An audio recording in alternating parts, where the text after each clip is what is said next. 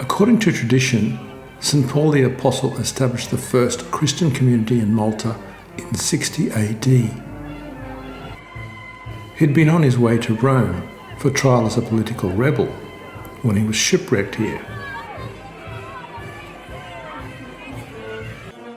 Today, the anniversary is a Maltese national public holiday.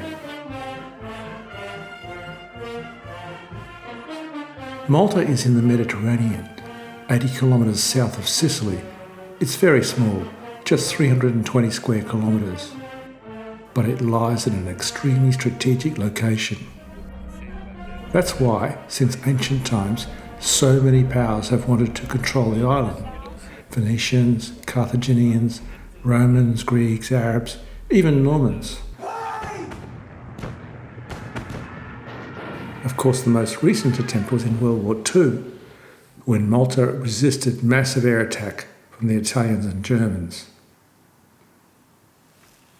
But the story of Malta is much, much older.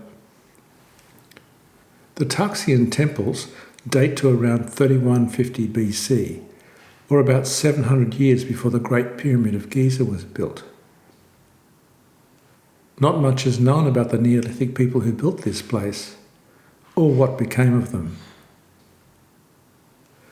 But their legacy in stone is recognised and protected as UNESCO World Heritage.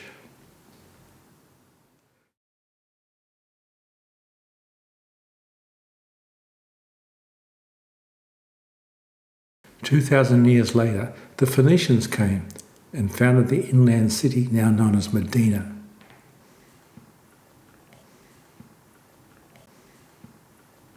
Just outside its present-day walls are the remnants of a Roman villa, complete with a mosaic tiled floor,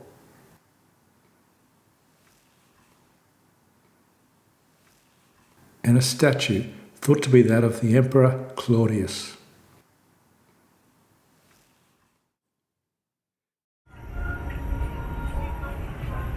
But perhaps the most epic battle for Malta was in 1565, when 40,000 Ottomans laid siege to about 9,000 defenders, mostly based here in the fortress of St Angelo, but also in the smaller fortress of St Elmo at the entrance to the harbour. The defence was led by the Knights of St John, also known as the Templars or the Knights Templars. This is St Angelo, which is the main fortress, but over on the other side was St Elmo, and St Elmo was the first place to be attacked and was critical that they hold it for as long as possible. And during the night, the wounded used to come back and forth via boats to this little landing that's just down behind me. They were lucky ones really, because the ones that stayed behind, in the end, every single one of them was killed. Then the attack turns to St Angelo, the main fortress of the defenders. It was a very close-run thing, but after months of fighting, Christian reinforcements arrived from Sicily and the Ottomans were forced to retreat. Malta has remained implacably Christian ever since. At the head of the harbour, the St Elmo fortress was rebuilt, and behind it grew what is now the city of Valletta, named after the man who led the defence against the Ottomans.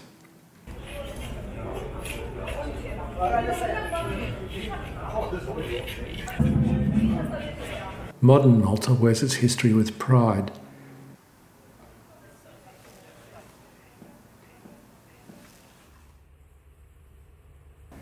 Its strategic location and magnificent harbour has meant it continues to be a vibrant hub for maritime activity.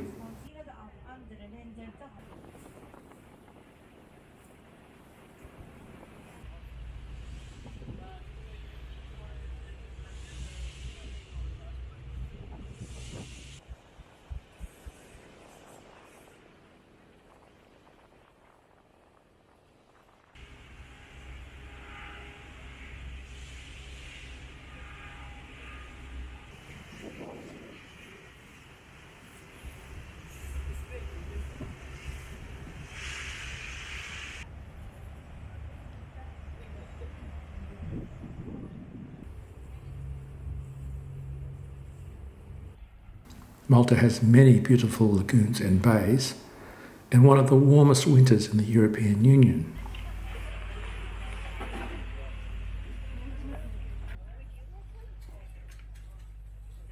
Malta has a population of around 450,000 people. It's bilingual, technologically advanced and prosperous.